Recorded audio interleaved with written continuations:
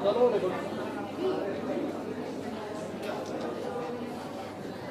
afternoon. I request to the Secretary Command Dice.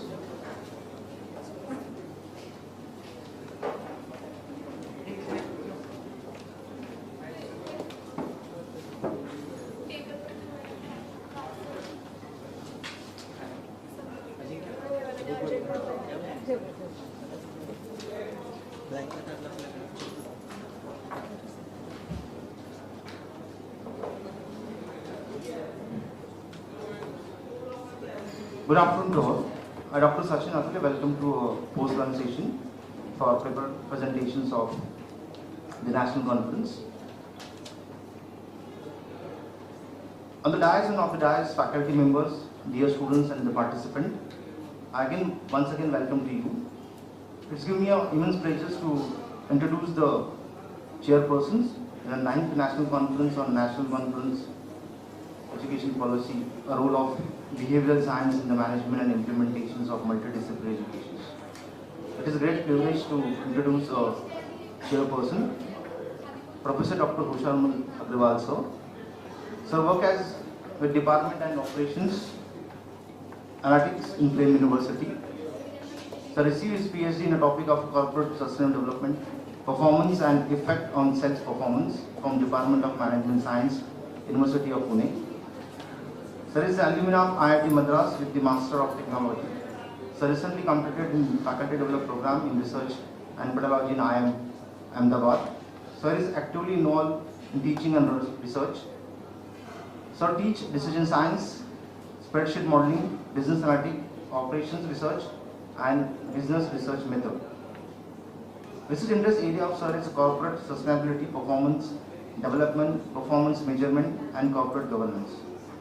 Sir has constantly published in paper which calls the top tier scientific journal in the Association of Business School, which is called as ABS, and also the Australian Business Dean Council, which is called as ABCD General List, and some of the general reported index, which is called as the Scopus.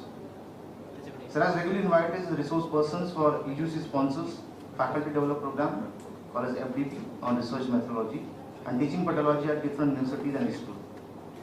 So behalf of, once again welcome to sir. So I request the director to felicitate Professor Dr. Hushar Agrawal. Thank you. Thank you.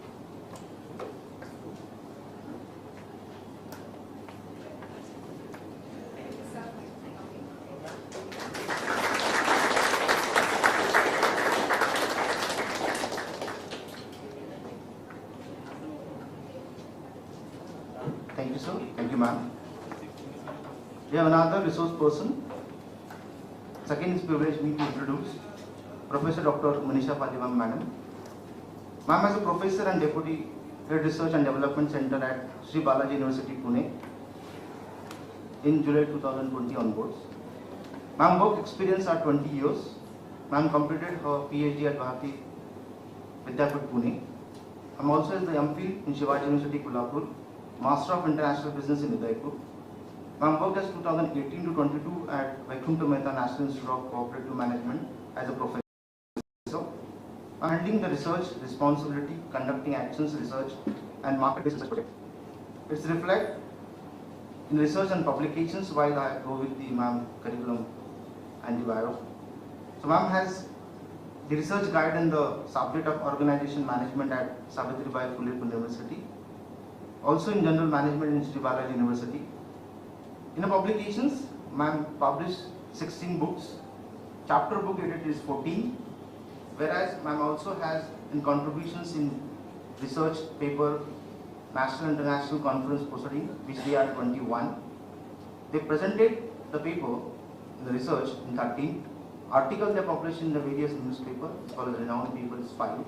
Whereas achievement of the ma'am has to be the most of the time is reviewer in the Scopus and the Web of Science, also the ABCD Index General.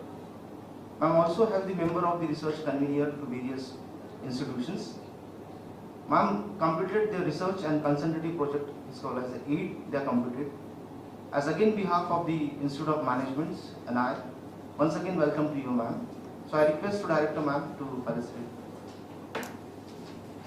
Professor Dr. Manisha Palibam ma'am.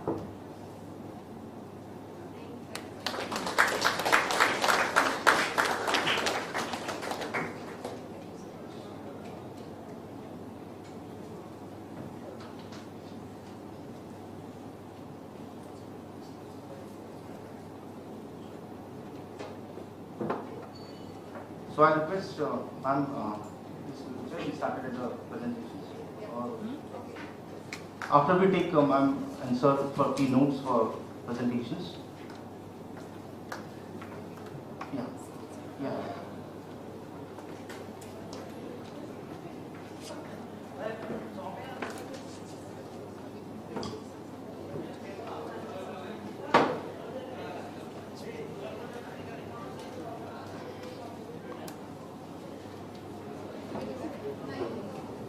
No? Okay, here it is. Okay, I require Vishal sir for presenting a paper.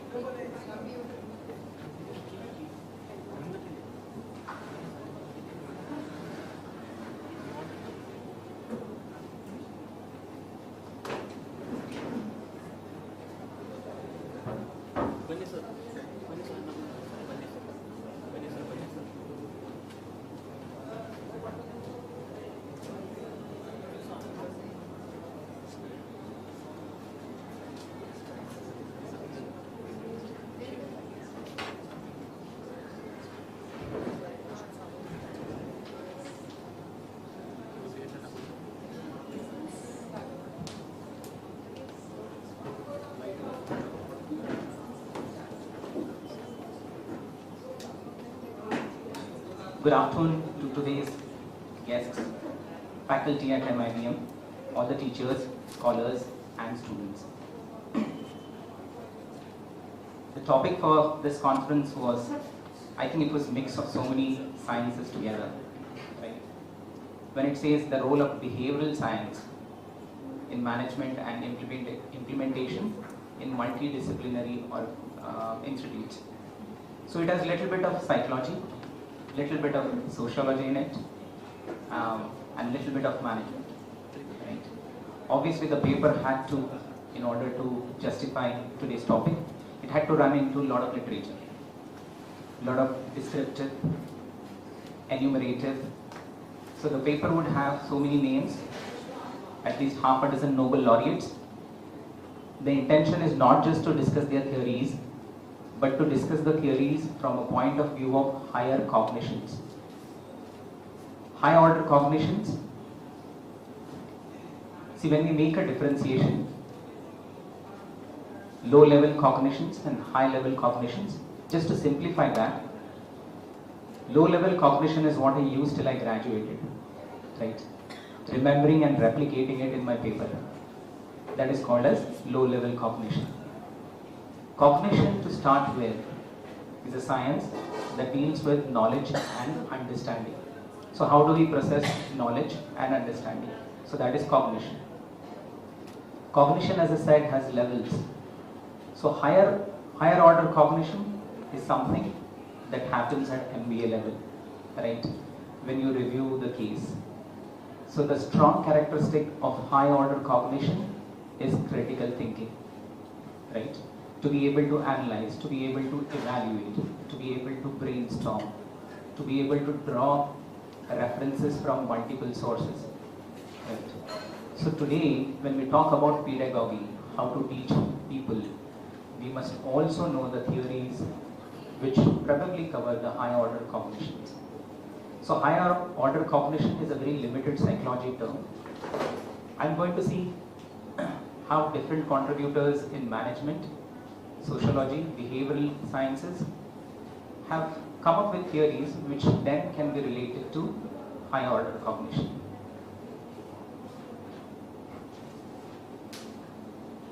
Next slide, please. Okay.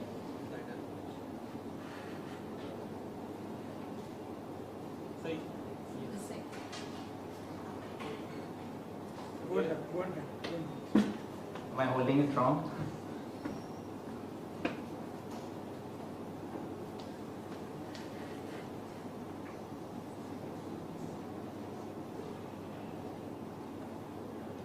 Thank you very much.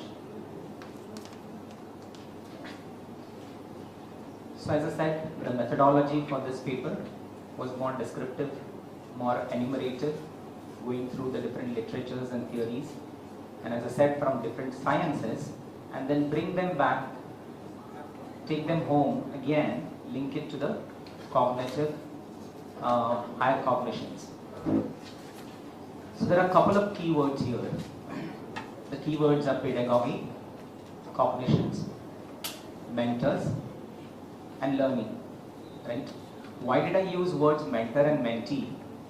Is because if we see, teachers have a special privileged position. They can impress upon their students so many things, right? If we go by modeling theory, for people who have done B.Ed or have read pedagogy, there are people who talk about how to teach, right? There's somebody called as Bandura. Bandura says that students learn from modeling theory. Modeling theory is they model themselves upon their teachers. So isn't the teaching profession a special privileged position where you can teach students ultimately contributing to the society, right?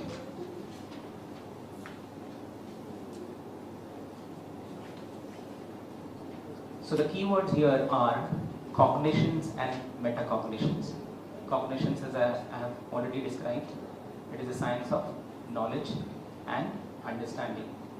Each person is unique in how he processes what he knows, right? When we talk about metacognition, it's a level higher. So let's have a hierarchy: low-level cognitions, high-level cognitions, and then metacognitions. Metacognition is when a person is aware what he knows, and he is also aware of what he doesn't know. Most times our knowledge is very subjective. We think that we know something, right? It comes from an inner voice that, okay, I have read this chapter, I know it all. On most occasions, objectively, if you look at it, your knowledge is only partial, right? So again, having a subjective concept of knowledge is a low-level cognition. When you think you know it, right? But objectively, if somebody has to review your work, it doesn't come through your expectations. The second word here is mentor. Why did I use mentor? Why not teacher? Is because, as I said, I believe that teachers are in a special privileged position to mold the new talents, right? If you believe in all the theories, developmental theories, I think around late 20s and early 20s is when most of the cognitive evolution happens. You learn to think, you learn to behave. Can we separate behaviors from cognitions, and can we separate that from social intelligence? We can't. So when we talk about intelligence, intelligence is cognitive intelligence, emotional intelligence, social intelligence, right? Social intelligence is to be able to understand how other people work, right? Mentees. Mentees are people who can learn, who can imbibe, right? Mentees are people who can, what is more important for mentees is attention and control. Most people who have worked on cognitive and behavioral sciences, they talk about control and attention. To be able to have attention is one thing, but to be able to control that attention for a longer period of time takes a lot of slow thinking. So again, thinking patterns, there are two thinking patterns. Fast thinking, right?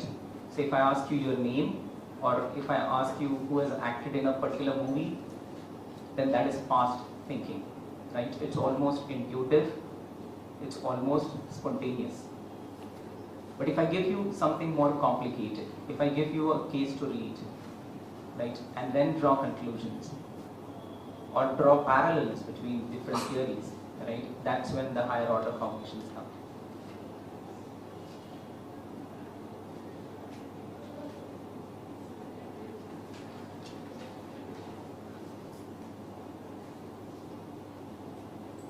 So some of the works that were discussed here in the paper, one is Daniel Kahneman. Daniel Kahneman has again a Nobel laureate. The book that he got famous for is Thinking Fast and Thinking Slow, right?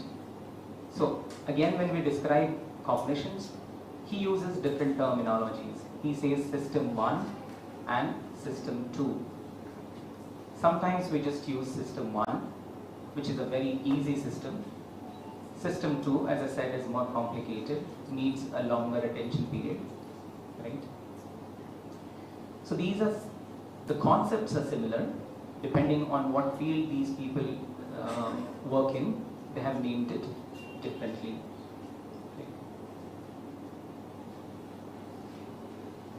Now let's go back a little bit into how we develop, right?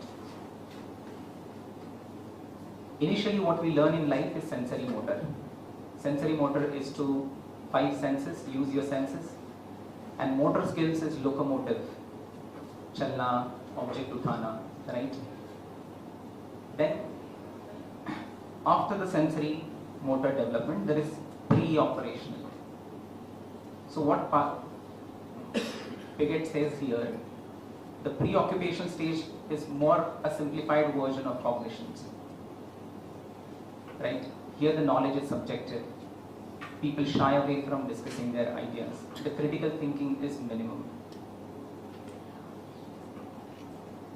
And then the concrete operations. Concrete and formal operations are stages where the cognitive development is maximum. So let's take for an example, till school years, there are certain exceptions. Some people achieve high order cognitions very early in their life. They represent critical thinking very early in their life.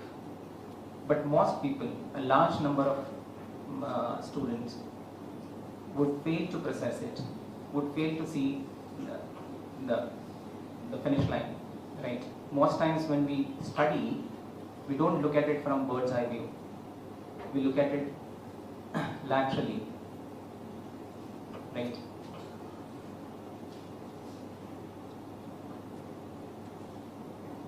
And then there is Erik Erikson. Again, Erik Erikson is a huge name, Nobel laureate, and he had described several stages of development, not necessarily cognitive, but development in life, right? Of the various stages, I think the one stage that comes very close to discussing higher order cognitions is industry versus inferiority. So somebody who's industrious is who's able to use his resources and make meaning out of his life is an industrious person. Whereas somebody who's an inferiority, somebody who has inferiority, is a person who's not confident about his knowledge. Right? So this is the fourth stage in Erik Erikson's work, which again comes very close to higher order cognitions. Right? Higher order cognitions are also called as high order intelligence. Right? Usually researchers, scholars who write different papers, who review hundreds of references, are people who can draw from various sources. So you're just complicating and you are able to handle too many neural pathways or information nodes, right? So when that happens, that is higher cognition. Why it needs to be developed early in life is because why wait till your PhD for developing your higher order cognitions? What if the teachers are able to create that environment early in life, let's say graduation or masters, right? And then we talk about different methodologies. It could be, a lot of people have also mentioned argumentative classroom environment where you give independence to the students. You argue on different topics, you bring in fresh perspectives on a problem, right? Here the teacher is only a facilitator. If the teachers become giver and the student become receiver, then it is very difficult to change that dynamic, to reverse that dynamic. So the best way to role play is to give some authority to students as well, so that they can argue as equals.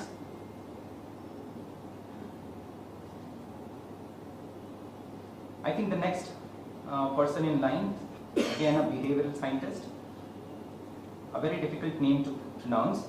I believe it is pronounced as Vygotsky, seems to be a Russian. So he has again different stages of compiling knowledge.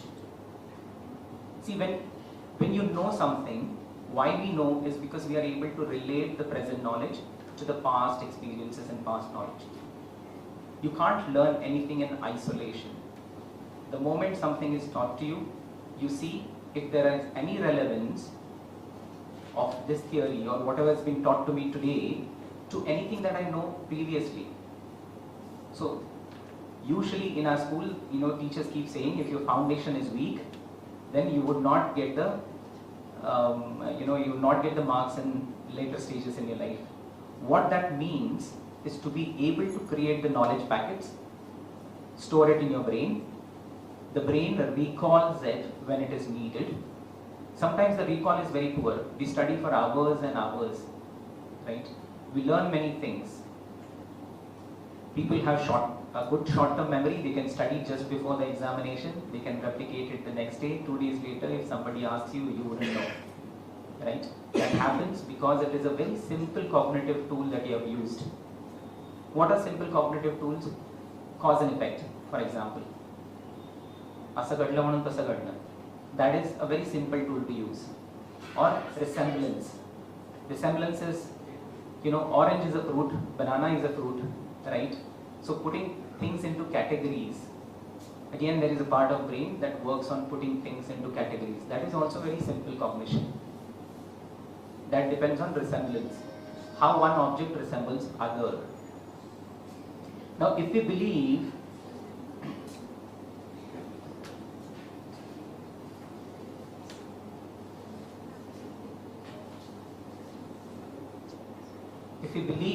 that the present knowledge is based on past knowledge, let us again review somebody else, again a very prominent author.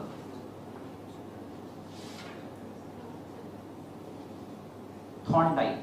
People who have studied pedagogy, they would know Thorndike. Thorndike again has a huge influence in how to teach. What Thorndike says, he has a theory of connectionism. Connectionism is, are you able to relate a certain knowledge to other sectors of your life? For example, if somebody taught me that how the electricity bulb works, when I go back home, do I remember how it works? Can I apply that knowledge, right?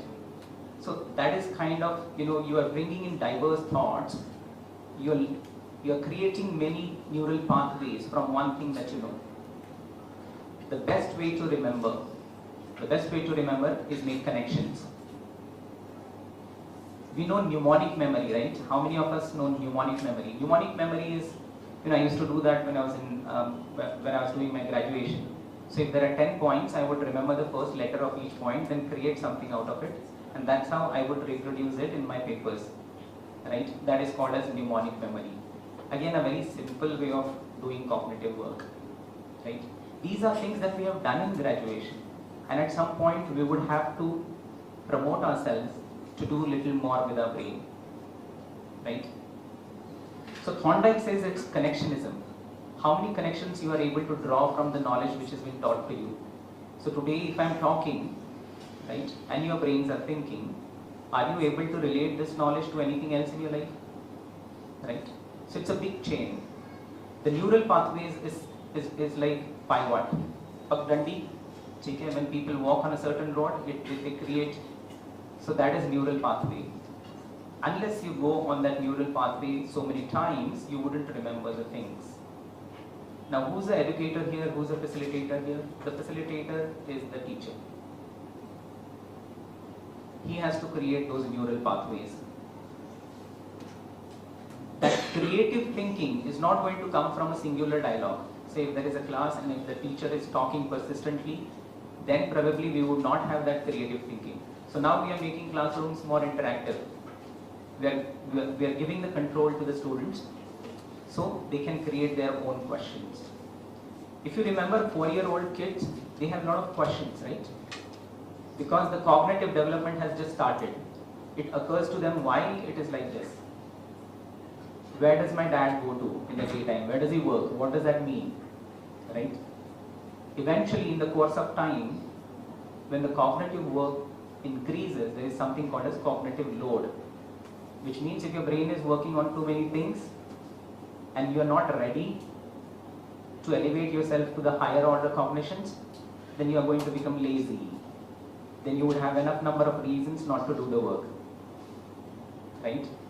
So, having higher order cognition is very difficult. It is easy to say. With most people, the attention span is only in minutes. Right? There was a time when I was giving my matriculation examination, probably my attention span was half an hour, 45 minutes. I could sit at one place without getting distracted. I could study for 40 minutes. As you grow into adults, and with so many distractions like mobile and computers nowadays, the attention span has reduced. The current situation with pandemic has caused one of the dangers of pandemic is the attention span of everybody is reduced. Now, when we talk about pedagogy, let us also discuss developmental disorders. Developmental disorders are something that are developed during your educational years, growing years, right? So there are disorders like ADD, attention deficit disorder. There are disorders like ADHD. Classically, though these disorders happen in the childhood, the new trend is even the adults are showing signs of ADD and ADHD. I'll elaborate on ADD and ADHD. ADD is attention deficit disorder. ADHD is attention deficit hyperactive disorder. Something that should have happened to you in school is happening to you when you're doing your graduations and masters. Right? That's a cause to worry. Right? So, to be able to attend to something and then to be able to control your attention, right? Let us now combine everything that we just discussed. To be able to control the attention, to be able to sustain our attention span, to be able to have a metacognition.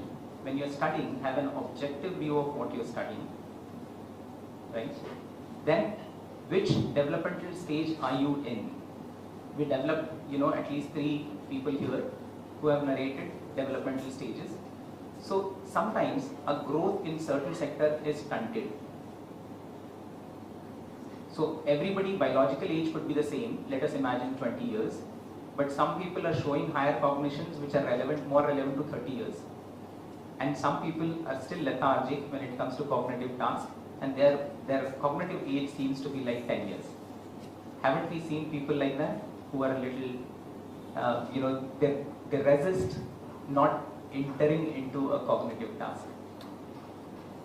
Now, when we are discussing behavioral science, it's not only about cognitions. It's also about behaviors. It's also about social behaviors. Usually, most of the people who have contributed to the field, they usually use the word psychosocial instead of psychological or social. Why? Because there are people who believe that anything that you do cognitively, they define behaviors as, to be able to translate that into behaviors. Otherwise, how would we know that the knowledge has been passed? It is only relevant when the knowledge is shown, expressed through behaviors, right? So if a certain challenge is given to you, for example, hiring 100 people, right? Your knowledge would only be seen through your behaviors, what you do with the situation. You might have tons of knowledge in your head, but it doesn't transpire into behaviors. So behaviors are also equally important. Social intelligence. See, emotional intelligence, the new word that is being used nowadays in the research is idiomotor. Idiomotor is idea and motor. Usually we think that the brain is the only part where there are neurons. Completely wrong. Your gut also works like a brain because it has a rich supply of nerves, and so does your body. So देखा जाए तो brain सब जगह है. It's in the entire body. So they say that the physiology is how body reacts. So physiology always goes hand in hand how you think. So if I'm anxious, it would show up in my body language as well. So intelligence cannot be restricted just to the brain or cognitive functions.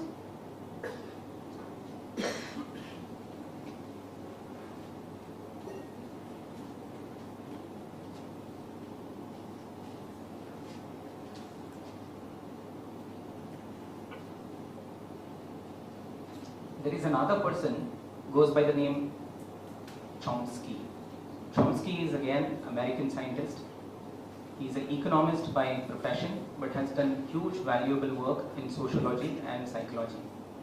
Chomsky says that the language is very important. Language mirrors your thoughts, right?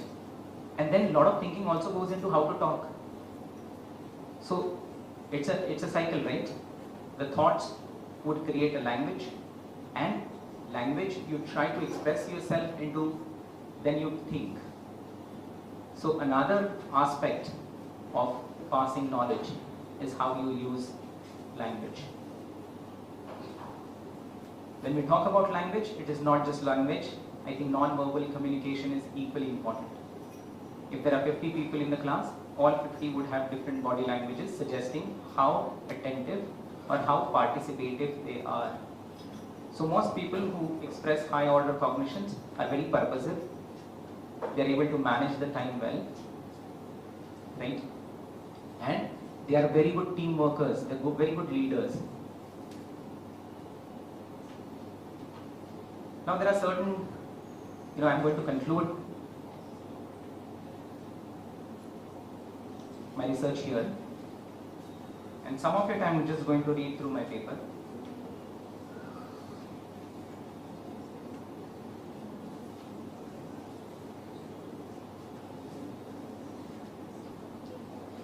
So as I discussed, it has been observed that people in mentor roles have a privileged position, जो शायद parents को भी नहीं है. College में हम जाते हैं, we tend to model ourselves on our teachers, right? So conditioning, there is a theory of conditioning.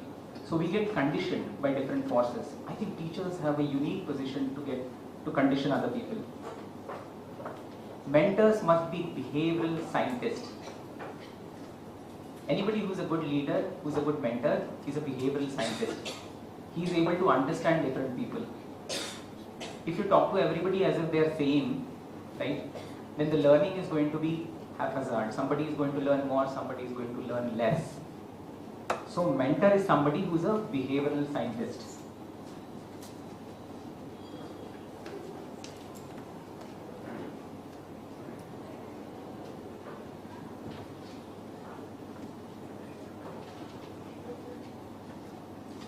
And again, the topic is open to different sciences, so it is very elaborative. It is impossible to enumerate every single work, but the attempt has been made with relationship to higher order cognition. So anything that was relevant there has been put here. The study is limited by a handful of contributors. As I said, the deeper study, probably comparing various variables, is needed here. So maybe somebody has to build on this and do a more statistical research based on the topic. I would want to finish here, considering the time I have taken. Thank you very much for patiently listening to me.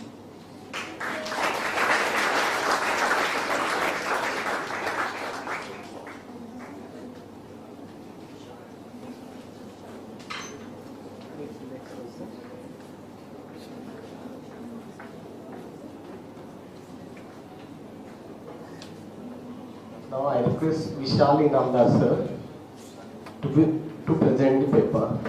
I request Vishal Inamdar sir, please take 10 to 15 minutes only, and please focus on your research area, then whatever the methodologies you have adapted, and the conclusion part of it. Thank you.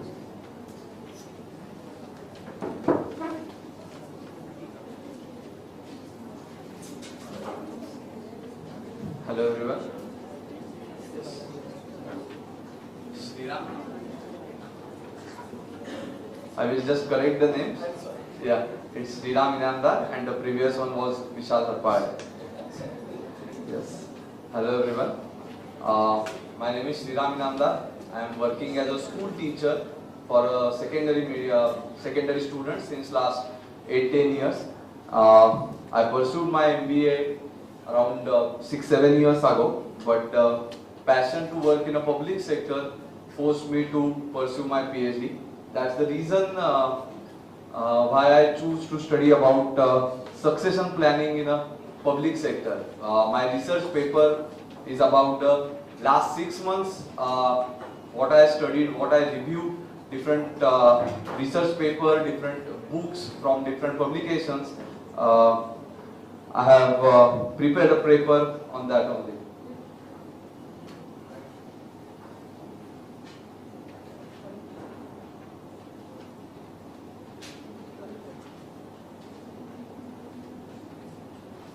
Now down.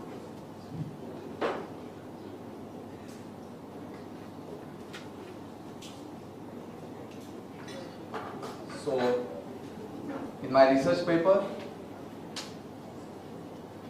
I have focused on these three major objectives where I have reviewed different literature regarding succession planning in Hindu family businesses, in different SMEs, non-profit organizations, in the public sector, reviewed by different foreign authors and with refer to Indian context also. Understanding the different models and procedures mentioned by the authors to develop the successors in different types of sectors in different organizations. And to study further with this review, succession planning for NGOs in Maharashtra, which is my PhD topic. Yes.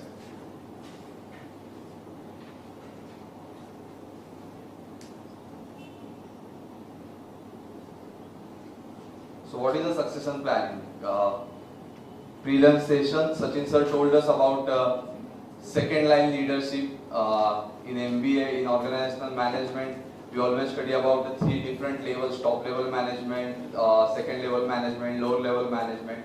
The succession planning is a process to nurture next leaders, to develop next leaders, and it happened very smoothly in the corporate sector, but when it comes to the public sector or in the different NGOs, it is not that happened very professionally. So that's the reason why I am studying this topic. So what happened with the NGOs? What happened with the public sector organizations? A non-profit organization that. So what is the NGO? First of all, we will see that the non-profit organization that operates independently other than the government, typically focused on the different issues which are social, which are cultural, which are with the economical background, environmental background also. The small local organization or large international organizations are part of these NGOs. Receive funding from a variety of sources, including individuals, different foundations, different corporations. In today's world, we have a term called CSR, corporate social responsibility. They are the main supporters of all the such NGOs. As I said earlier, I have studied I have reviewed around 19 different papers of different authors from all over the worldwide, and some are from India as well. These are the list of few authors which I have reviewed their papers, which all belong to Mexico, Malaysia, USA, and Africa. And these are few authors who wrote their paper around 6-7 years ago in the context of India, where they have mentioned about the Hindu family businesses, different NGOs, the faith-based organizations. Now I would like to show you what they have reviewed or what they have mentioned in their research papers. These are few benefits and challenges of succession planning to groom next level leaders, to develop next level leaders. These are few benefits where leaders need to ensure the long-term sustainability of the organization. Those who, the founder of the organization need to see how how long term our organization can work for a society. Improving organizational performance and effectiveness by different activities, by different trainings and modules, etc. And maintaining continuity and stability during the leadership transition. It is very difficult for employees, for organization to accept new leader. So this transition should be happen very smoothly. It is very important to work organization effectively, to change their leader smoothly. And while reading and while reviewing different papers, some of the challenges I have mentioned here. The lack of qualified candidates. Again, this is about organizations which are not in public sector. So lack of experience, lack of confidence to lead something, to lead our organization. Difficulty in developing the effective leadership development program.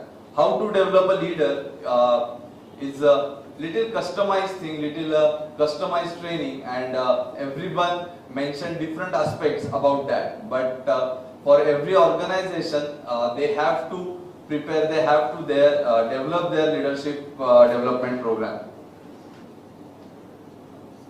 In India, in Africa, in USA as well, there is so much political pressure to run the organization, and sometimes it is quite challenging to develop, to nurture leaders, the second level leaders, the successors for the organizations.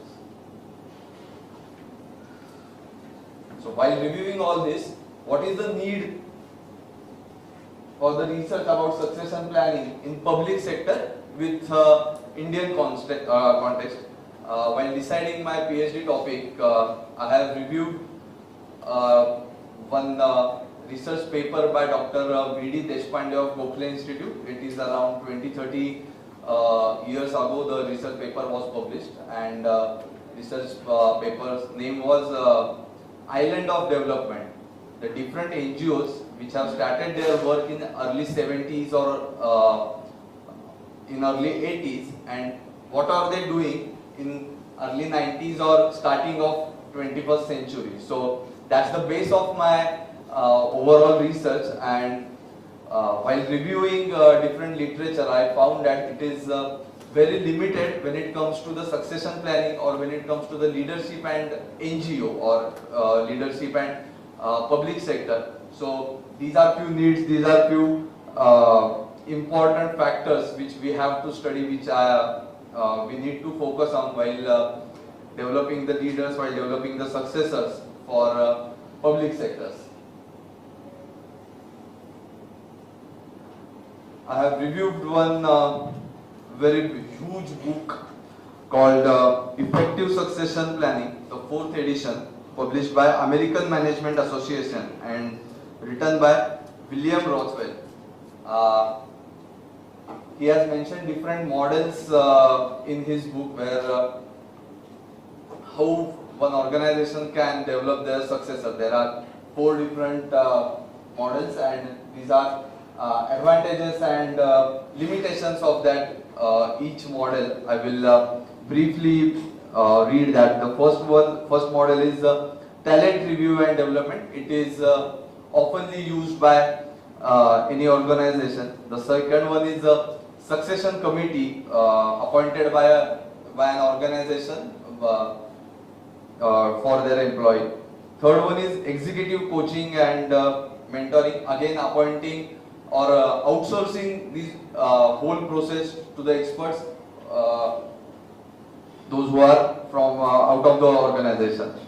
The fifth one is cross-functional rotation, trying to change the job of every employee, though employee we want to nurture for future responsibilities with different roles in the same organization. And the last one is talent pipeline management, which is like hiring someone from out of the organization to solve the problem or to nurture as a new leader. Due to the time constraint, I will not go for benefits and limitations, but every model have their own limitations, every model have their own advantage. Again, it is depending on the organization, how much employees we have, how much strength we have. As per that, the advantage and limitations will work. Again, in the same book, I found this process where how to build or how to develop a successor. So basically, the first step is to identify the key roles, identify the roles that we need we can expect from our encouraging employees, or someone who is ready to take new challenges, someone who is ready to lead something for their organization. Assessment of their current talent, assessment of their current work, what they are doing, how they are doing, about their participation, about their communication with other employees, other members. It is the second process. Third one, develop talent pipeline. Again, the nurturing of these employees, proper nurturing of these employees. Create a plan, how they are going to succeed, how they are going to become a successor. It is very important to create a plan for them. It is not possible that one fine day someone is coming and someone is deciding that he is going to be your new leader. So we have to, or the previous leader or our organization need to take a proper plan to develop a successor for their organization. And last and best one, or last and a very important one, communicate and implement the plan very effectively with the organization, within the organization, with the employees. So, while reviewing these different 18, 19 different papers about succession planning, these are my few conclusions. I will read that. Succession planning is a crucial process that helps organizations to identify and develop internal candidates for the leadership role. Again, the keywords for the succession planning. Strategies may include talent review and development, succession planning committees, executive coaching and mentoring, cross-functional rotations, and leadership development program. These are the models to develop successors in the organizations. And difficulties in identifying grooming potential successors, conflicts among family members, and the lack of transparency in decision making. These are the changes, challenges where you will find difficult to train, to develop the successors. And the last one, while reviewing all these papers, these are some important recommendations where we need to build a strong foundation for a better successors. It is very important for every organization to develop a culture of leadership. In Marathi there is a one term, ek khambi tambu, means the tent is standing on the one pillar only. If that pillar falls down, the tent will fall down. So in any organization, it is not possible that everything is, the whole organization is relying on one person or someone who is taking care of that organization. So we need to develop a culture of leadership, foster the relationship. Again, the Sachin sir told us about this. Provide training and development opportunities for the every employee, for the every member of the organization who is keen to work for the organization for longer period of the time. Establish the clear leadership roles and responsibilities. The every employee knows what he or she has to do in the organization. And the last one, encouraging networking and collaboration with or within the organization. Thank you so much.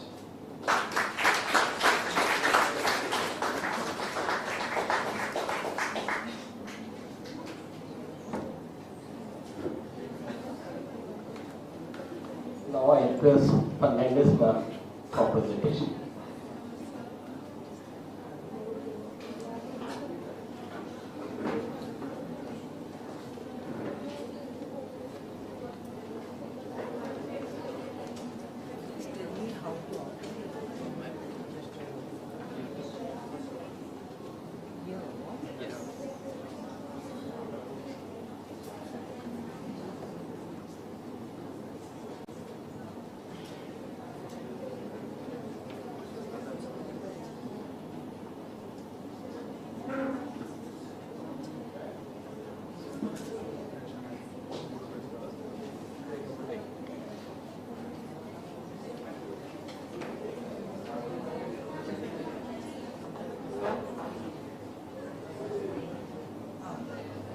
Very good afternoon to one and all. Myself, Dr. Philomena Fernandez, from Modern College of Arts, Science and Commerce, is here to present the views about the teacher which has been mentioned in the National Education Policy 2020. Respected dignitaries of the dais, all the faculties and dear students, I would just like to tell the reviewers that this is not a research paper. I just picked up some important aspect that is expected, how and what a teacher has to be according to the NEP 2020. So the title is The Role of Behavioral Science in the Wake of NEP 2020 on Teaching Staff in Higher Education. It is rightly said by a Greek philosopher that the change is the only constant in life, which has been told by Heraclitus, a Greek philosopher. So changes has to happen for the development to take place. So being an economics teacher, I'm basically from economics arena. I have read of growth theories, and for every country to develop, there's at least one source or the other for a country to develop. From the past immemorial, it has been seen that sometimes it was the trade that was important.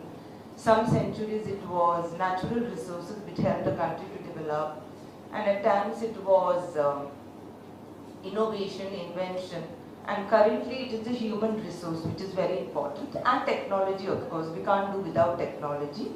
So technology and human resource has to go, together in order to look at the economic development of the country.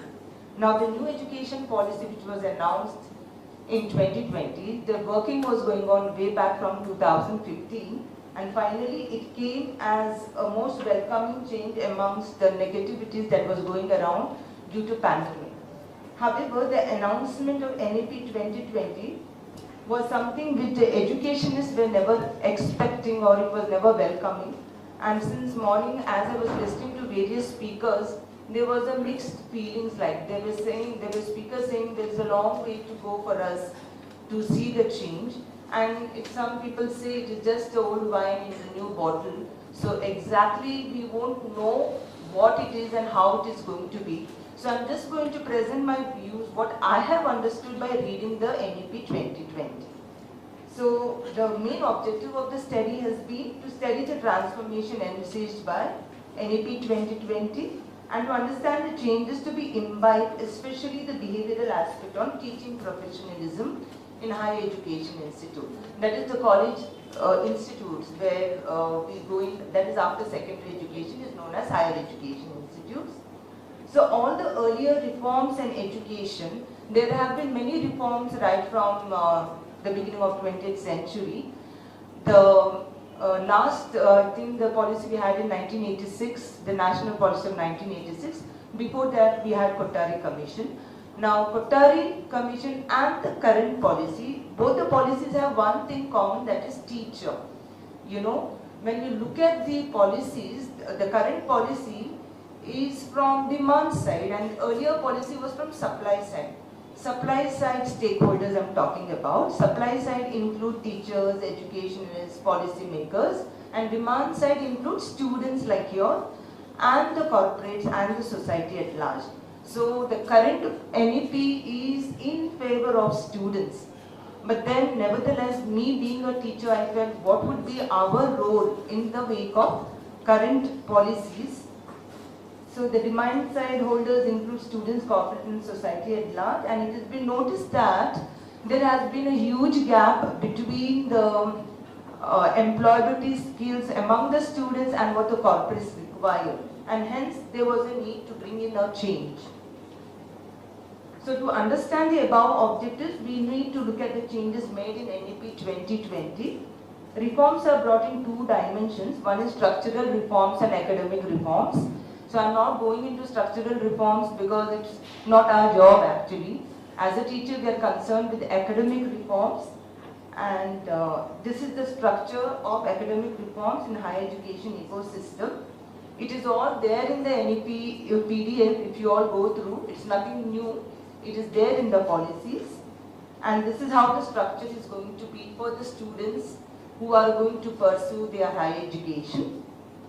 So coming to the study, my main focus has been on teacher professionalism So what is teacher professionalism? It is defined as the knowledge, skills and practices that a teacher has to have as an effective educator.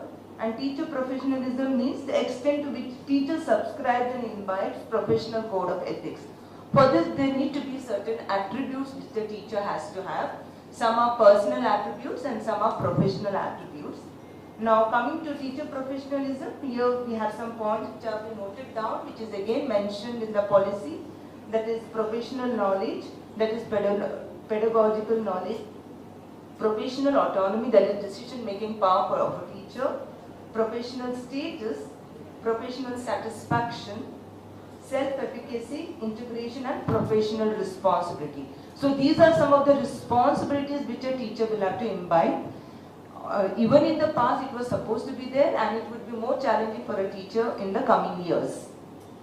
Coming to the excellence in teacher professionalism, we have professional values and personal commitment, professional knowledge and understanding, professional skills and practice, and NCET, that is National Curriculum Framework of 2009, where we have the triangle of professionalism, creed, hierarchy, that is the performance, competence and commitment.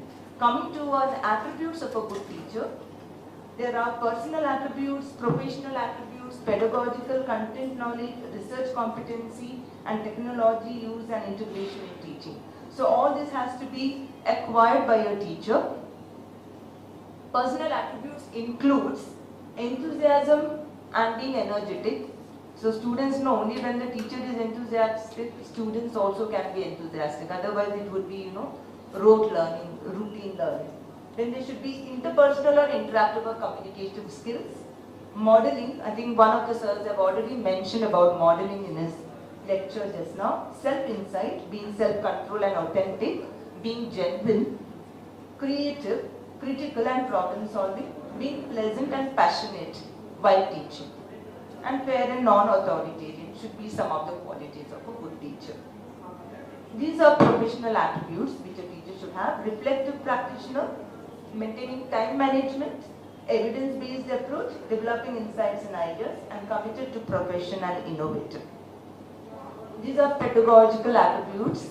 They are knowledge of curriculum and concepts, knowledge of pedagogical practices, which we have nowadays, experiential learning, experimental learning. Most of the higher education institutes have already implemented this. Even we have implemented this. Knowledge of available academic resources and technologies, knowledge of students' level understanding and difficulties, knowledge of learning styles, knowledge of learning outcomes. Finally, we have research competencies, problems and understanding, methods and designs, empirical data and evidences, analytical and inferential, documentation, reporting and presentation, and research culture. I think it would be above the head for students, but as teachers we are all, we go through all this, and we do maintain, when we prepare for NAC or any committees that come in, we do have to maintain this. And nowadays we have something called technological integration, that is assistive and appropriate technology, using this in an appropriate manner. Online, offline blended teaching learning, which we very well experienced during the pandemic. Futuristic technology, self-induced learning. We see people do self-learning using YouTube videos and going through, using technology. So morning we had an example of developing an atomic bomb and the person not knowing how to infuse it. So next is social media for learning and interaction, and softwares for classroom and research. This is lastly the qualities of a good teacher. So qualities of a good teacher, we all know, we all are teachers here, and students who would be planning to go in for teaching down the line. These are the qualities which you need to have imbibe. Communication skill, listening and understanding, collaboration, engaging, empathy, patience, resilience, practice-based learning, and lifelong learners. So the method used is your descriptive analysis. As I said, it was not a research-based paper, it was just a conceptual paper. So that's all for now. Thank you.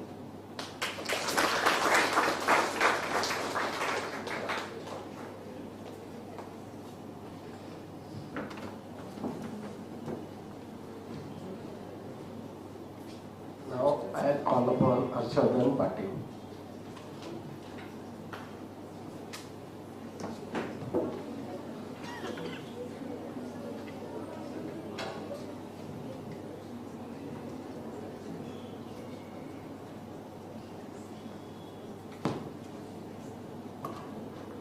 Very good afternoon to all of you. Good afternoon to all of you. Good afternoon. Sorry, I couldn't hear. Okay. So friends, today we have a very interesting topic which is related to your very much life, very close to your life, and that is financial decisions while pursuing higher education. There is a link between the education and the behavioral science, because education helps us mold our behavior. It is often said in finance, money and wife, if not kept busy, lose interest. So basically, both money as well as our spouse, now it is a era of equality, and so actually the sentence should be money and spouse if not kept busy, but the saying originally is what I said earlier. So friends, why money is very important? Because when we employ money, money has an opportunity cost. What is the meaning of opportunity cost? What is the meaning of opportunity cost? It always have alternative uses. So money has got alternative uses. So we have to decide which use we can put money for, which will give us maximum returns.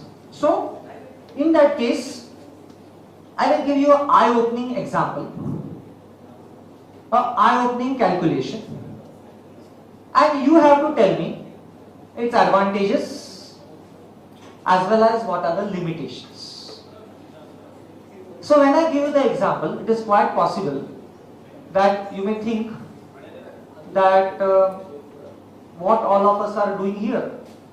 So we are all into education, we are higher educating ourselves, and my example will feel, at least momentarily, that yes, this is the best option that everybody could opt for, and that simple example is of tell me, everybody here, we are pursuing our education with a view to get something monetarily in the future.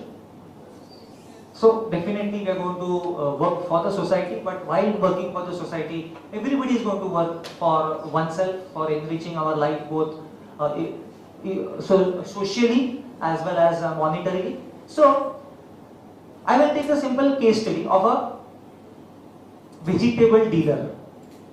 A vegetable dealer invests in his business in the morning, getting up at 6 o'clock and going at 7 o'clock. So going till 7 o'clock, investing 1500 in his business at morning 7 o'clock by buying vegetables at a wholesale price. How much money invested? How much money invested? 1,500. Now see how business models are developed from a simple idea, from a simple concept. By immediately half an hour, 1 hour, he will reach his area of business and he will start shouting, Bajiwala or whatever, Bajiwali. And by 11 o'clock, 11, 12 o'clock, money invested will be recovered back. He will sell the vegetable and earn 1,500 rupees. Is his job done? Are his vegetables over? At 11 or 12 o'clock, he has sold vegetables of 1,500. Are his vegetables over? No. Why? Because he is going to sell at a profit. As I said, everybody is going to behaviorally, everybody is going to enrich socially as well as monetarily. So socially, yes, he is providing vegetables at the place of the customer, which is very important. Otherwise, how they will eat fresh vegetables? So providing fresh vegetables at a reasonable rate is behaviorally a social activity is doing. But along with that, he is also going to monetarily enrich himself. So definitely his vegetables will not be over, but in next 2 hours, 1 or 2 hours, let us say by 1 o'clock, 11 to 1 or whatever, he would have finished all his vegetables, and let's assume he earns 2000 rupees. So tell me, how much is the time required to recover back his money invested? Let us assume 11 o'clock he sells the vegetable and earn 1500 rupees. So can I say morning 7 to 11, 7 o'clock he invests money 1500 and by 11 o'clock he recovers back. So shall I say 4 hours? 7, 8, 9, 10, 11. 4 hours he requires to recover back his money. My dear friend, this is called as concept of payback. So payback means the time required to get back the money invested. Next 2 hours he works and he earns 2000 rupees. So now total 2000. So now how much is his return approach, profitability approach? Profit wise he has earned 500 rupees. And how much time he has spent for that? How much time he has spent for that? 7 to 1. So 7, 8, 9, 10, 11, 1. Let us say 2 o'clock he finishes. 1 or 2 hours he takes to finish all. So let us say 6 hours. So in 6 hours he earns 500 rupees. And how much was his capital invested? 1500. So 500 divided by 1500. Hasn't he earned a return of 33.33%? Yes. 33.33% he has earned return in only 6 hours. Agreed that will he work only that much or can he work one more session? Yes, he can work one more session. Agreed, today you didn't get time in the afternoon to take a break, but he can very well take a break of couple of hours and again he can start. So in one day, can I say he will earn a return of 66.66%? Like this he works 300 days, let us say. Saturday, Sunday he takes holiday, or let us say some other day he takes holiday, 2 days a week plus 10 days extra holiday, 300 days he works. My dear friend, 66.66 into 300 days. How much return? 20,000 per 19,998%. Ma'am, correct? 19,998. 66.66% return per day into 300 days. I have taken holiday of 365. So 65 days I have taken holiday. So is it 19,998%? My dear friends, even Mukesh Ambani doesn't have a business model which is giving a 20,000% return on investment. So, is it a good model? Yes, it is a good model. That's why all this malls, this Reliance Fresh, all this work on the same model. But if we say that okay, chalo, from tomorrow, forget everything and start 7 to 2 and in the evening 4 to whatever, 9, 10, then is it logical? Or is it advisable? No. Okay, why? What is the drawback? Only 1500 capital. With 1500 capital, 20,000% return is earned. Show me any business model which will not give such returns. So, what is the drawback? What is the drawback of this? Risk of losing your investment means there is a rain and then the vegetable gets wet. If it is not being sold, then 2 hours will be 3 hours. Means more. 2 o'clock will be 3 o'clock. Demand will not be constant for all the okay, demand will not be constant on all days, but I think that will get averaged out due to festival or due to party season. That will get averaged out. Yes, scale of economy is very important. For 1500, yes, you may get that much return, but the same if you have a Reliance Fresh Mall which invest 2 crore rupees, you may not get that returns. Because, very simple, in this he is investing that 1500 again and again. And most important, he doesn't have fixed cost. So, as it doesn't have fixed cost, the moment we invest huge money and we start a shop, then there will be fixed cost involved, then all the calculations will go, and then this model may not sustain. So yes, definitely, but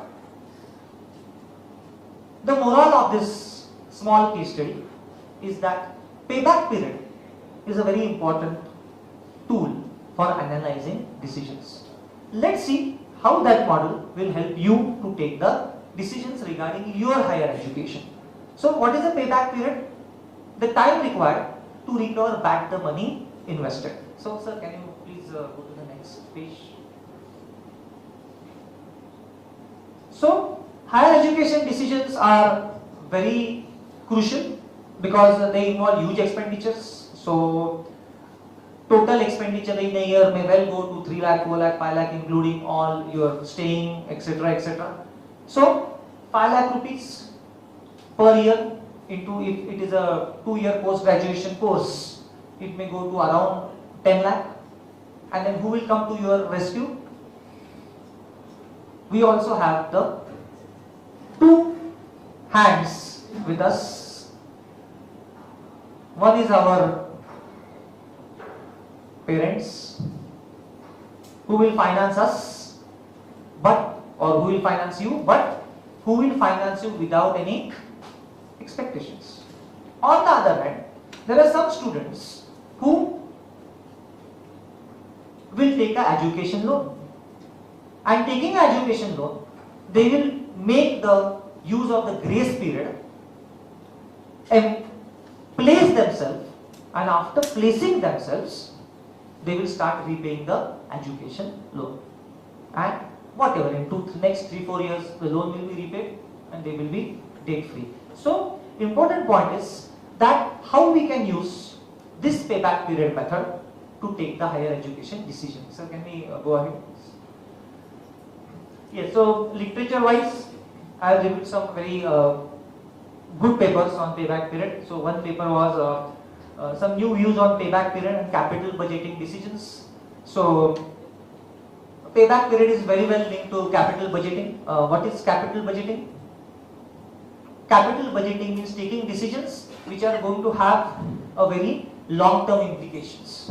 So in that case, sir, little bit, I want to go ahead, please. One more. Again, ahead. Last, yes. So there are some very important points to be noted for taking capital budgeting decisions. So we consider time value of money in taking capital budgeting decisions. Why time value of money is important? Because decisions are for long-term period. As decisions are for long-term period, there is an inflation in the economy. When there is an inflation in the economy, money, what is meaning of inflation? Money today is going to be less valuable in money in the future. Or if we think from point of the price for goods, in the future we always pay more, or if we pay same, less quantity of goods or services we can buy. So in taking our education decisions, time value becomes very important, because based on the time value, we can analyze whether our decisions are profitable, whether we will be earning surplus from our education decisions, and most important, when will we recover back the money invested. Why it is important? Why it is important to recover back the money invested? Because the more early you recover money, the more early you will start earning surpluses. Unless you recover, if you say other way around, unless you recover your money invested, you will not start earning surplus. So important point here is that we have to consider time value of money because there is inflation. Decisions are irreversible as we cannot later on back out unless or if we back out, there will be a substantial financial and academic loss. So after 9 months you cannot say that no, financially it's not feasible, I am not pursuing the course ahead. That will lose not only 1 year of your academics, but it will also lead to a financial loss because you have already invested the money. So apart from emotional, you will also incur academic as well as financial loss. So that is a one-way traffic. One-way traffic. I think students will relate this term very well, one-way traffic. So capital budgeting decisions are a one-way traffic because it's very difficult to reverse them. We consider the education financially feasible depending upon how early cash paid for the education is recovered back. So friends, in this research paper, I have not considered the advantages of education in enriching the life of a person. Friends, education is priceless. We cannot put a price for education. But in finance, we have to make certain limitations and we have to develop a model. Without limitations, there is no model because financial possibilities are numerous. So, some of you who are learning finance will be linking that many models you learn, it may be in cost of equity, we have dividend price growth model, which has got limitations where we have to estimate a certain constant growth rate. Now everybody will say that growth rate cannot be constant. You are right, but unless we put certain assumptions, it's not possible for us to conclude. So even though education is priceless, I am not putting a price on education. I am just trying to analyze the decision financially. Placements are dependent not only on education imparted but also on personal traits of the students. Your education, classroom training is one thing, but your own personality, your own approach to life will decide how you are placed. So, I am also a part of the interview committee at Symbiosis Institute of Digital and Telecom Management at Symbiosis International University, and their knowledge is one thing, but second thing we see is how the students approach to difficult situations, is how early the students behaviorally are submitting to failures. So that's why very important is personal traits. And even though, yes, as I said, education is invaluable, it's priceless, we are trying to financially analyze. So, literature review, I will not discuss much here because we'll just concentrate on the findings and the conclusion part. So, can we please go ahead? Yes, so, role of capital budgeting, as I said, as our education decisions are long term, it's important for us to use certain techniques, and the most easy technique is the payback period. So what is the payback period? Time required to recover back the money invested. So I have a small model here of a payback period. Can you go ahead? Present value, future value, I'm not going to deal right now because of time. Yes. So, 2001. Okay. So payback period is one of the simplest method.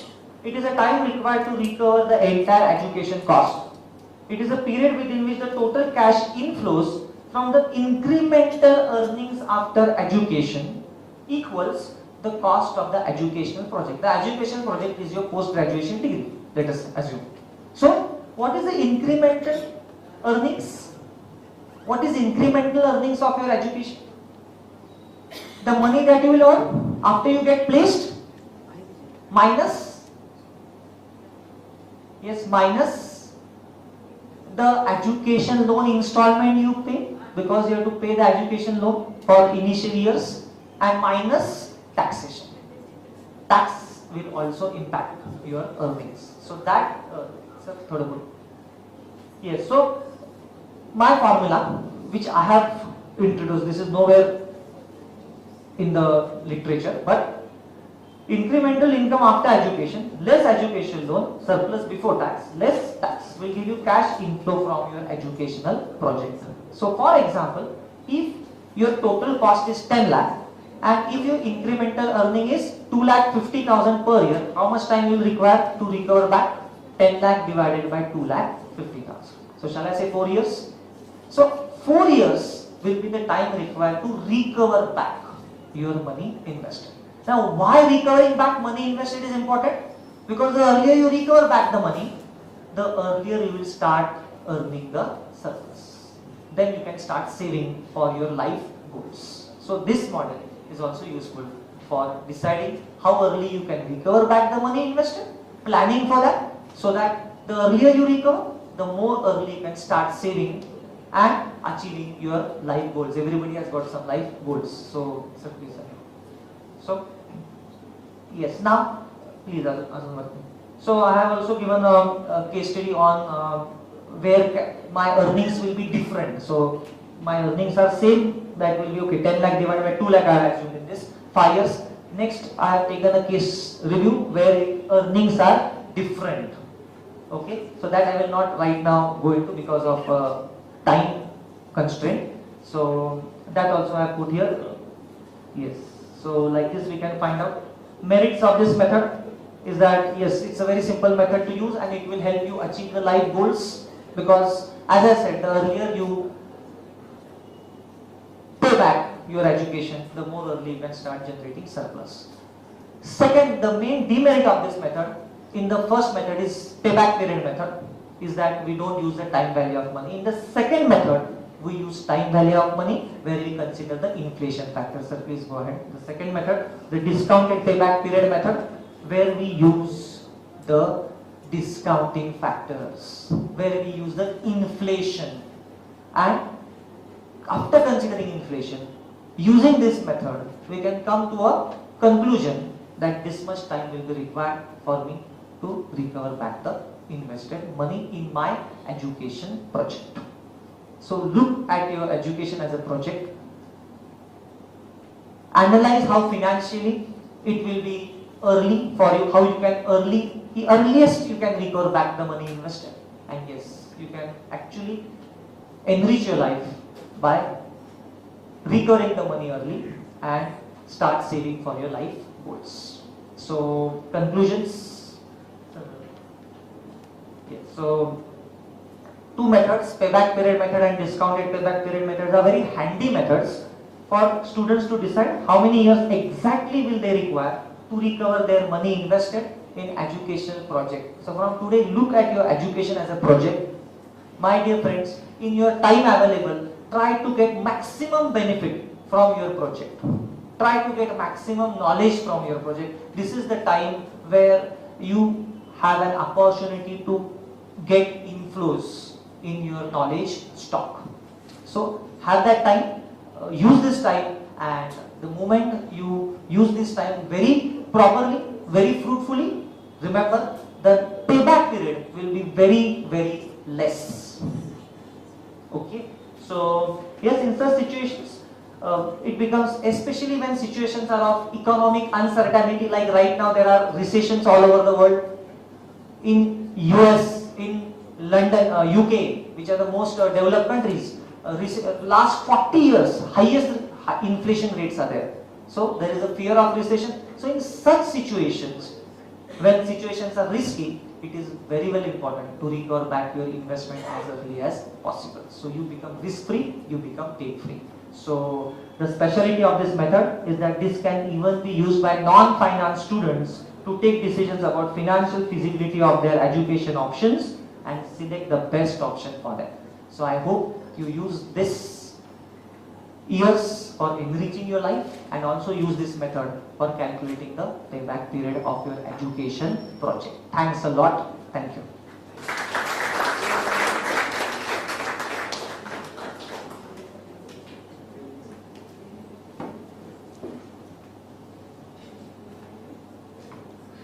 Thank you, sir. I request the Ruchira.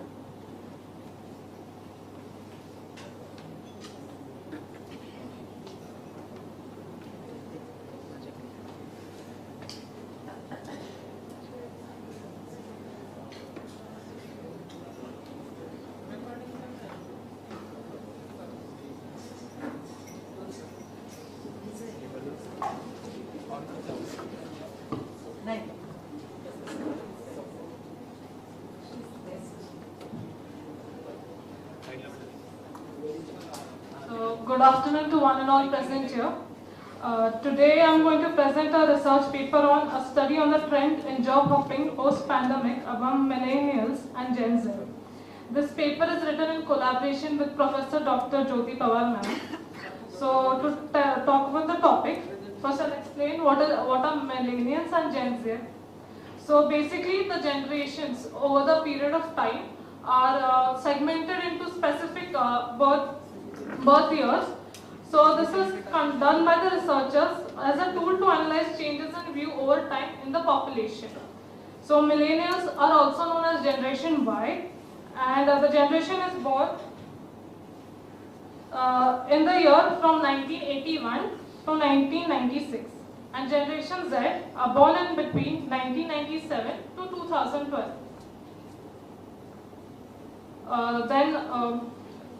In this competitive era,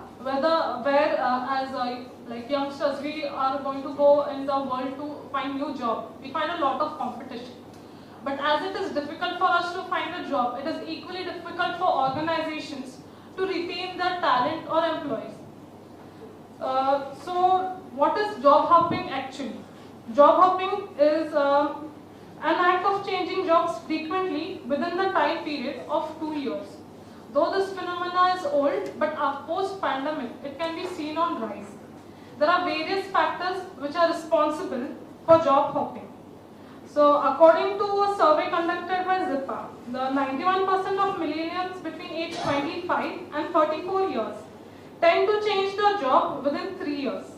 And according to a report in LinkedIn, Generation Z are changing jobs at a rate of 134%, which has increased post-pandemic. Latest survey by firm Aon PLC revealed that the attrition rate of India in first quarter 2022 was 20.3%. This was a significant rise from the year 2020, where attrition was only 6%. So this paper aims to understand the various reasons for increase in number of job hopping post-pandemic in Generation Z and millennials. Further, the objectives of study are to understand the concept of job hopping, and then to analyze the various factors responsible for job hopping in millennials and Generation Z. Actually, there are huge number of research papers and even online articles reviewed for this study, but I am only listing 4 research papers which are specifically related to job hopping. So the first paper by Ajin Larswatik, Job Hopping and the Determinant Factors. In this paper, it specified that the millennials and Gen Z find it difficult to adapt to environment which do not match their working style. So one of the reasons why these generations really shifted was because if they didn't find a work culture related to their style, they didn't feel comfortable. So they eventually left their jobs for a better environment. In second research paper by Pandey D, Job Hopping Tendency in Millennial, the research outcome indicated that main reason behind millennial leaving organizations is lack of growth. When there was no career growth found for an individual in that organization, he would move out to an organization which would offer better job opportunities, better growth, not only professionally but as well as personally.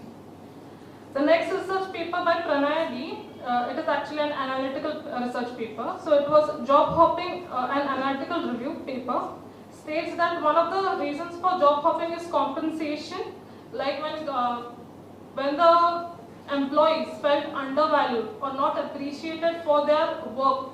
They thought that compensation, as we can see, is one of the elements we choose as an appreciation for the work we do. But when they felt underpaid, they would switch to a job which was giving higher pay. And then the last one is a thesis grounded by Reverse DL, a grounded theory of millennial job hopping thesis, suggests that the reason for job hopping among millennials is when the motivation and hygiene factors stated by F. Hertzberg are less than acceptable levels. So the author has taken into consideration the two-factor motivation theory, that is motivation and hygiene factors are one of the reasons why most of the millennials and Gen Z shift to new job. Then talking about the research methodology, it is a descriptive and qualitative research because it describes the reasons for job hopping. The population and universe was not known. Actually, it is a huge population, so that is why the sampling technique uses non-probability sampling, and simple statistical percentage were used for data representation. So limitations of study. The finding may not be applicable to the large number of population, as it is a convenient sampling technique was used. The data is collected at a single point of time, so it is difficult, like if we do a research over a period of time, then you can find out what are the exactly reasons why people switch their jobs. And majority of the participants were currently working at an associate level, so this research may not be applicable to the participants who work at a managerial level. So the data analysis, we look forward to a data analysis. So the first one is, how many companies have you changed for past 5 years? So majority of the respondents, like around 40% of respondents said they did not change job, but 28% of respondents between the age group of 24 and 35 years did say that they switched their jobs within past 3 years, and their experience was between 0 to 4 years. Then afterwards the next question was, do you intend to change your current job in next 2 years? So as we can see, around 49% of respondents showed interest in changing their jobs. When the reason asked why, most of them stated for career growth. So when asked why do they want to change their job, so these are the factors which which were stated. So 51% stated career development, the main factor for changing their job. 22% stated for compensation, and 15% stated reason for work-life balance, and 8% stated all of the above.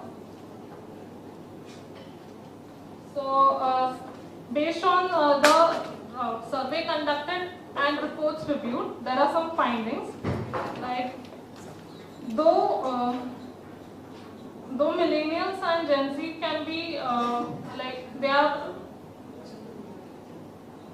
actually job hopping in millennials and Gen Z is high after pandemic, and it is generally seen in IT and manufacturing sector. Most people prefer to work from home after pandemic, and the main reason for job hopping is career development, followed by compensation and work-life balance. So based on these, the recommendations provided are, organizations should focus on providing career growth in order to retain their talent. Then even it is organizations are advised to timely appreciate their employees in order to retain them. It is of no use if you appreciate once the time frame or once the employee loses his interest. It is bound that the employee will leave the organization. And even the organizations should avoid putting too much workload on employees. Like if you are giving an office time of 9 to 5, so make sure that the work which you give is within the limit of, like it is completed within that limit of time frame, because even employees have their own personal life, and they require it is a basic need we can say, to break the monotony of work. So that is advice. And post pandemic, as we saw most of the money was invested, or most of the money was spent in health and insurance. So it is advised that providing employees with health and insurance benefits can be one of the tools for retaining them in the organization. With that, now I'd like to conclude. After COVID-19 pandemic, there is a rise in number of job hoppers, and with the with the great resignation wave in India and even in abroad, it is seen that most of the employees are resigning because of the dissatisfaction with their work-life balance and the career growth opportunities provided. When same time as there is great resignation, there is also moonlighting. Moonlighting is basically a factor where employees work even after their working hours. So to get more, to have something more in their life, employees are also opting for moonlighting, where they are practicing or taking freelancing jobs after the after the 9-to-5 job is over. And organization need to focus on providing something interesting or something motivating, which helps the employees to build their career and even help them grow personally, in order to retain talent. So with that, I would like to conclude my presentation. Thank you.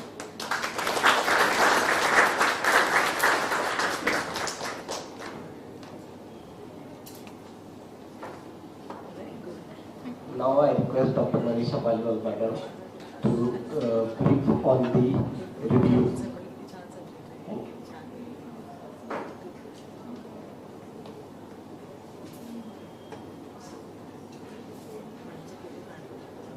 Good afternoon, everyone. Good afternoon. So first of all, I'm very thankful to Director Madam and all the committee members to invite me again. It's just a month's time when I came here for delivering session on how to write research paper, and then I'm here to see again that so many of you have already written papers. So thank you, sir. Thank you, ma'am. So how much time, sir?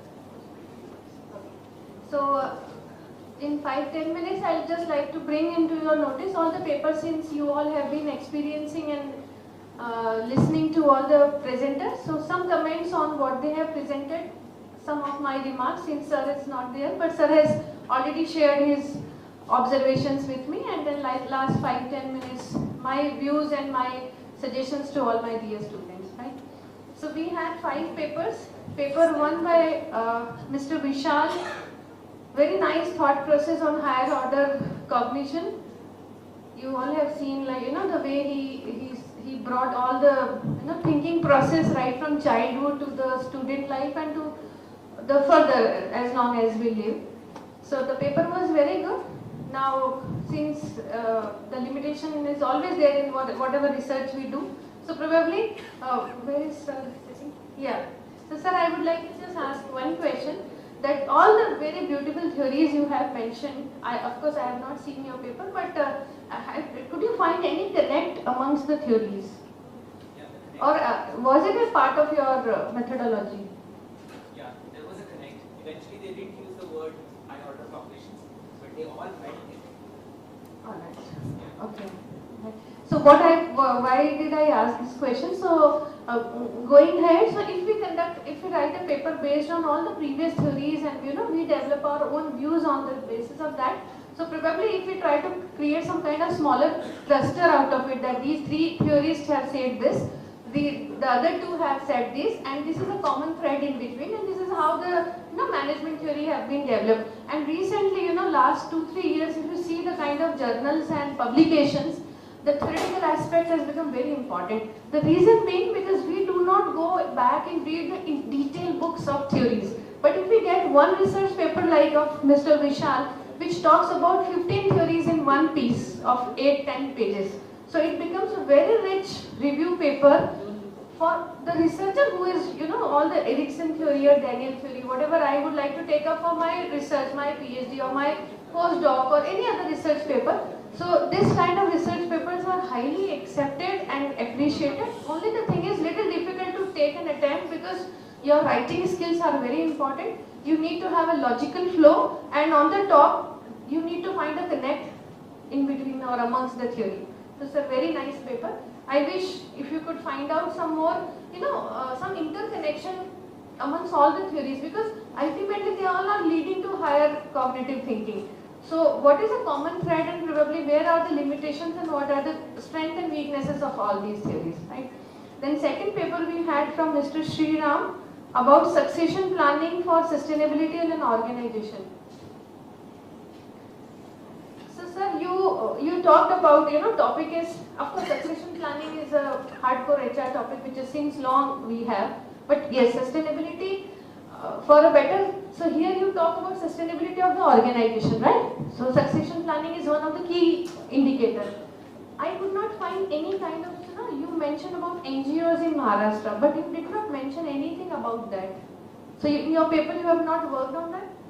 I did not find any particular literature about NGOs in Maharashtra. So that's the scope of my whole study. Okay. Yes. So are you going to conduct some primary research on that? Yes, yes. It's my topic of my whole PhD study. But there is no research has happened on NGO in Maharashtra? About succession plan. Right. So do you really think in NGO this type of formal succession planning happens? It is required. It is required. Because as such when we look at NGO, they are voluntary organizations. Yes. And succession planning is very formal process of HR. Yes. So that's how you probably, things are, you may not find any research. Yes. Okay, so that's good that if you can find out something and come out with a unique topic. But one thing I would like to suggest, all the references and the reviews which you have shown are up to 2010. Yes. Last 12 years, sustainability component has totally changed. So this is another point whenever we attempt to write any research paper. See to it that of course we need to refer the old papers, since from the point the first person who has coined the term succession planning till date. But see to it that all the students sitting at the back, please see to it that when you attempt to take any research, some current literature should be there. 2022 people have, so many papers are available which are published in 23. Late 22 itself we could find. So you should add, probably you may find in the last 5-6 years somebody must have done research, and if not in NGO but some types of collectives, or where profit is not a motive, and what kind of succession planning would be there, right? And the another thing is, if you come out with some recommendations in the research paper, see to it that there has to have some kind of data based on it. So in your last slide, you put beautifully a diagram with so many recommendations. But what is the supplementary data for those? Right? So in research paper, when we come out with recommendations, we cannot generalize it until and unless we have some data. Maybe it is review or theory. Any data could be in any form, qualitative or quantitative, but some support should be there. So probably you can further work on that. Once you're, so it means it looks like, before your research recommendations are ready. So that should be supported by your data, right? Then the third paper on role of teachers in NEP by Dr. Fernandez. Yes, yeah, you yourself has admitted that the paper is not a research paper. But ma'am, the topic is very good. So you can now think of, because your theoretical base is ready. So it is a very good, when you were presenting, even I was also thinking that when new education policy will be full-fledged, maybe say 5 years down the line, what kind of different adaptations are required from our point of view as a teacher. So now you can think of taking any. But as you mentioned that this is not a research paper, it is a theoretical paper. So I would say it is not a theoretical paper. You have just reviewed NEP and presented, right? There is a theoretical paper is also a methodology in which we can write a paper. So some more addition of reviews, or maybe some kind of, you could have conducted 5-10 qualitative interviews with your friends or someone who are the teachers, and just transcript them, and then your paper would be ready, right? But nice topic. So being a teacher, I would say that you try to attempt it. Okay. Then Harshvardhan Patil sir, yes. So sir, I have reviewed your paper earlier also because it came to me only. So wonderful. Now when you were discussing with the students, so more than research, this is what research is all about. So what you are doing should be applicable. So if once this paper will be published, it will be very, very useful. So sir, little structure way, so all the revision would come to you and you just edit it in that. Otherwise, good topic. More than anything, why we should do research and what is the implication of research is already reflected. So that's how it was very good. Then I must congratulate Miss Ruchira. Yeah, so clap for her. Only students. And of course, the mentor like Dr. Jyoti Pawar. So, yeah, you presented very well. First of all, congratulations that you presented in the national conference in front of faculties and panel. So very nice. And this is an example. The research has become very important right from the journey of MBA. So right, so Ruchira, everything was very good. My only question to you is that why you have taken only 47 as a respondent? Actually the time frame was really less. So the people I wanted to connect was not that much experience. Right. Like at least they should have a job experience of at least 1 year if you want to see for job opening. But most of them were not qualifying for that. So those who qualified, those responsible are taken. Right. Yeah, otherwise everything was in place. The paper structure was very nice. Only the thing is that because statistically, we have some kind of scientific criteria that if you want to generalize something, there has to have a bare minimum sample size. Because you are talking about Generation Z in totality in India. Look at the population and then look at your sample size, right? But having said that, but everything is perfect, only your sample sizes. If you can now do some further research and just collect little more data, can you do that? Yes. Your paper will be then definitely will be published. Alright. So with this we have completed all the papers. So I am very happy to see all this. All the participants are very open and whatever observation in my small experience I could suggest. So now my general remarks for this national conference and making it based on research paper, and students are getting an opportunity to have an experience of this. So at this moment you probably might finding it that this is not why we are doing it, why MBA program in this research conference. But later on when you will be working in some job and sometimes some kind of research is required, not research paper, please understand. Right? First you need to understand what is research, and then finally research paper is nothing but some kind of evidence that what I have done, it is reflected. Sometimes we conduct research and write a small newspaper article. That is also a kind of outcome of your research. Maybe you will be working in some MR based company, then one small report is required from you. So that time you will realize that what is the importance of research, right? So with the 5 presentation you got to know, in all 5 presentations the beauty is that every paper was different from each other. One was empirical, one was theoretical, one was article based, one was quite application based, right? So try and understand research. In research paper there are various categories. Broadly we divide it into 2 categories. One is in which Ruchira has done a research where she has collected first hand data. Second, all this stalwart sitting here, they have done based on the previous theories, right? So research is possible. Previous theories you review and give your comments, right? Only the thing is, now we are in the era of Google, so there is no dearth of understanding. YouTubes are there. Now try to find out when we conduct research on qualitative data. This is how reviewing previous. What is a format? When we do quantitative, what is a format? Ultimately, the research, there are 3 things which if you do a research and if you are able to answer these 3 questions, then what are you doing, right? Why are you doing and how are you doing? So if you yourself check. So Ruchira has done a research. Now what she has done? Job hopping, right? Why she has done? Because job hopping has become a real big issue.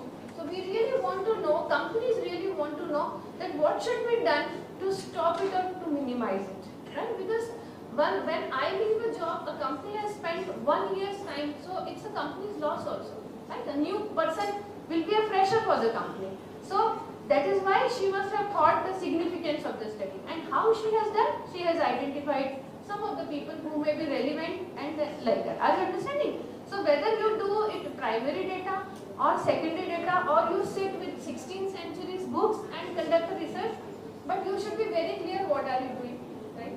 Now why are you doing? If you are able to answer why are you doing, so as I mentioned to sir that your one research paper will be a very good input for people who are pursuing research in that, because in one paper we will get 15 theories.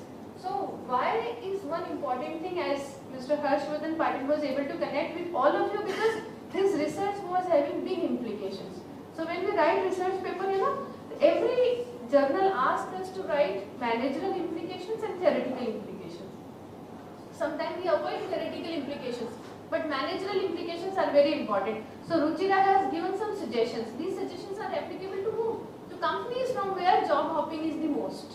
NEP's paper will come out, these suggestions will be given to the policy maker that you have prepared a policy after 10 years, brainstorming with so many bureaucrats sitting at the head office, but real target is the teacher. Now look at what teacher is feeling, right? So our job is to provide some kind of recommendation, but see to it those recommendations should be based on whatever work. You cannot generalize any recommendation. So few things are a must when you conduct research. Now the research, I won't say what should be the structure, this is another topic, but these few things if you take care when you select a topic, the topic should have something that you can contribute, right? As I mentioned, succession planning is a very old topic, but NGO and succession planning makes it a very different, right? So now I would request, if you have any question you can ask. Students? Why only one student could write? If I have a liberty to ask the question, being teacher, looking at the student, you start asking. You didn't get time? You didn't get guidance? Or you felt it's not your cup of tea? Because little push is required for research, but once you start, you find it very interesting. If something comes out on your name, that will be forever. And that pressure, will again motivate you. There is no financial incentives when you do research. But the kind of incentive, the knowledge gain and the knowledge sharing and contribution is enough for the hard work which you do. Right?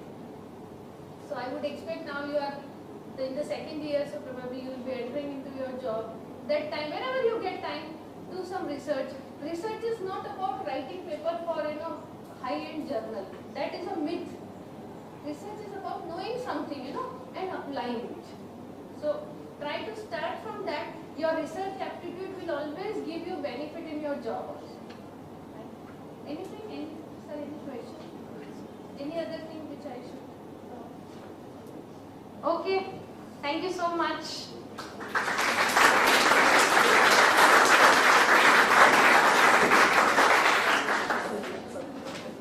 It's a huge clapping. Okay. Now is the end of the today's sessions with the organizer. Unfortunately, as lead, otherwise I'll also give the view of the entirely for presentations of the research scholar. First, definitely I thank all the researchers who write the paper and review the paper as well as present the paper in the conference. So I definitely behalf of the Modern Institute of Business Management, and again it's the privilege to the honor of the two delegate research persons. They review the paper last 1.5 months. They write, they review, they send, and then again we communicate. So this is how the process is going on for publication the data and the papers. So definitely I thank the Dr. Manisha Paliwal ma'am and the Professor Dr. Goshamal sir, which is sparing the times as well as invaluable views and you can say concept about the topic and how they can be related to the overall national conference related to all the participants, students and the faculty. So sincerely sir ma'am, I thank for behalf of the management. Without thanks to our Honorable Dr. Vijay Koti sir, the Chairman of Progressive Society, they always get mentored and motivated to organize this conference. I also thanks Dr. Josna Ekpote ma'am, which is Joint Secretary of PES. I also thanks Dr. Nivedita Ekpote ma'am, the coordinator of MIBM, and the Deputy Secretary and the conference convener, which they can help. I also thanks the Director Dr. Vijay Lakshmi ma'am, and definitely they also the convenience of the conference. Thanks our colleague Dr.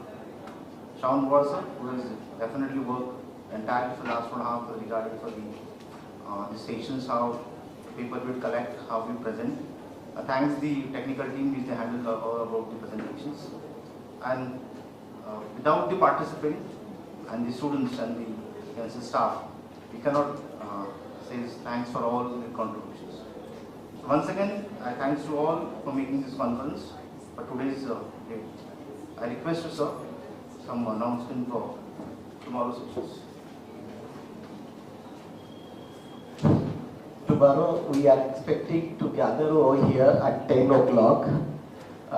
We are starting sessions from 10:30 onwards. There will be 2 sessions. After the lunch there will be a valedictory function. Okay. So we all meeting tomorrow morning at 10 o'clock. Thank you very much.